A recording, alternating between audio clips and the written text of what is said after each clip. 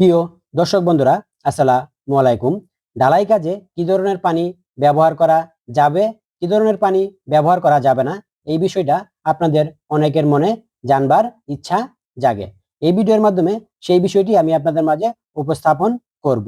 প্রিয় দর্শক, আপনারা ঢালাই কাজে অবশ্যই বিশুদ্ধ পানি ব্যবহার করবেন, অর্থাৎ যে পানি মানুষ পান করতে পারে সেই ধরনের পানি ব্যবহার করতে হবে।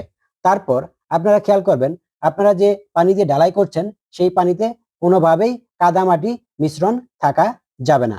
ঢালাই যে পানি দিয়ে করবেন সেই পানিটি অবশ্যই লবণাক্ত মুক্ত হতে হবে, কারণ লবণাক্ততা যদি থাকে সেটা আপনার ছাদ বা প্লাস্টারে এর জন্য হুমকি স্বরূপ হতে পারে। প্রিয় দর্শক বন্ধুরা, ঢালাই কাজে যে পানিটি ব্যবহার করবেন সেটি অবশ্যই আয়রন মুক্ত হতে হবে, কারণ আয়রন রডের স্থায়িত্বকে কমিয়ে দেয়।